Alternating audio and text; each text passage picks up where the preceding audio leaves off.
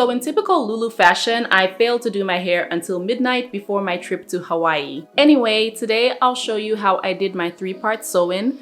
This is the braid pattern. I have 2 cornrows on each side of the middle leave out and a sad looking beehive in the back. I left some hair out around the entire perimeter, and my hair is sponsored by HergivenHair. They sent me 3 bundles of their 4B, 4C Kinky Weft extensions, and this is the product description. Always verify your order before styling, cutting, and all of that. Now the hair is 20 inches long and you won't need 3 bundles. Usually I'll wash my hair before I get started, but I do not have the time for that, so let's get straight to the point. Be patient when unraveling the hair. Coily hair loves commitment, but let's take a look at the weft.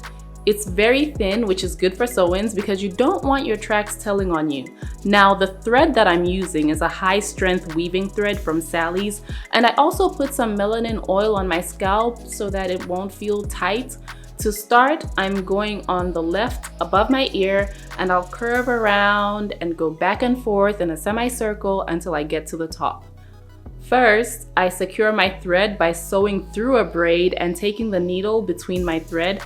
Then I attach the weft. I always make a point of sewing through the weft at the end, before and after turning, and I will sew through periodically on the first row. Now, the problem with my weave thread is it can be a bit too silky, so it will create thread loops and one strand might not go all the way through. Because of that, I consistently check the thread to make sure that there's no loose thread. That could create problems in the future because I might snag my hair when I'm styling because it's loose. Also, make sure your weft isn't doing backflips. Make it smooth and continuous. Make sure the hair is going in the same direction. If you need to secure it, a metal clip is best because it can easily slide under the braids and clamp your hair down, holding them in place until you get to the spot. Always check because it's a self-sew-in. Remember, you're checking to make sure your weft is following the right path, your thread isn't making loops, and your hair is falling in the right direction. And when you get to the end, flip the hair back, sew through the weft to secure it, and make sure your path is secure before sewing across. There's nothing more annoying than finding a massive hole in the back because you didn't sew in a straight or curved line. Now, what I'm gonna do now is let you watch how I progressed to the front because it's kind of tedious, but it's necessary. And I'm going to also include a timeline below so that you can see key moments in the video. I'll have details about everything I'm using down there as well, some reading material, and then we'll continue.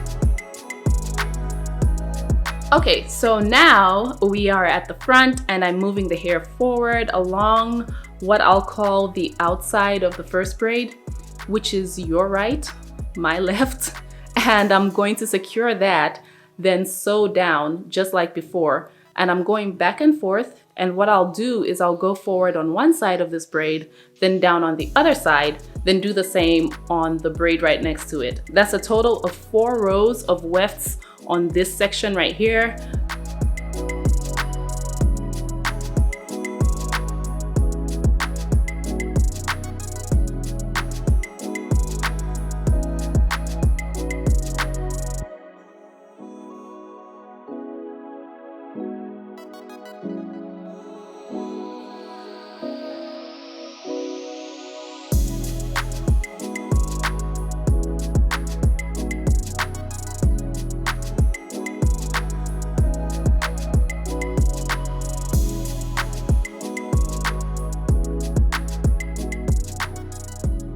Conveniently, I finished my first bundle at the base of the 4 rows. So I'm using bundle number 2 to sew across, bridging the gap between the 2 pairs of cornrows, going to the other side, going up and down 4 times again. So that takes care of the front part, and all I have left is leave out.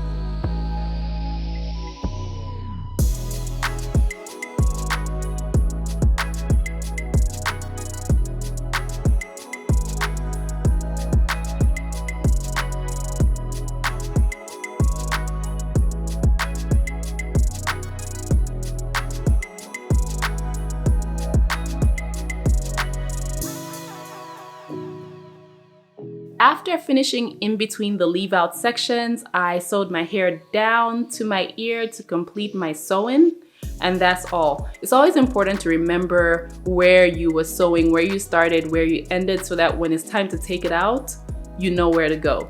But I took a little over an hour to sew my hair in, and I just needed to put my hair up in a simple style before my flight.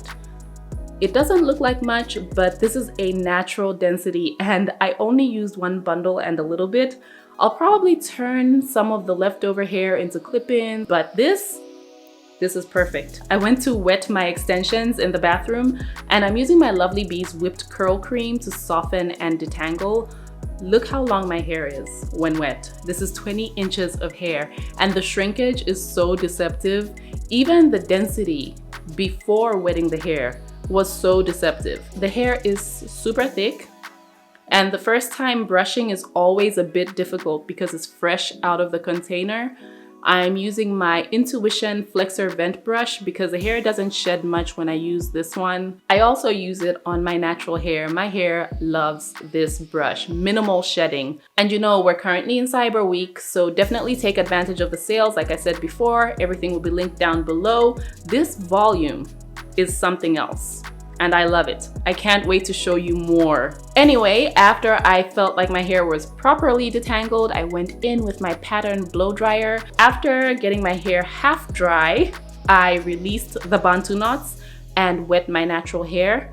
At this point, I just needed to make sure my hair blended well and the density of the sew-in wasn't too full compared to my hair. Everything is QC'd and ready to go, so I just put my hair in a ponytail for my flight, tied it up with my favorite Snappy's hair tie. Who can tell it's not my hair? Nobody.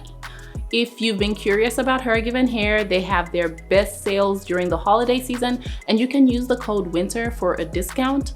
Details, again, are gonna be down below, and I will catch up with you soon. Please take care of yourselves, your families this holiday season, and I can't wait to share some more goodies with you.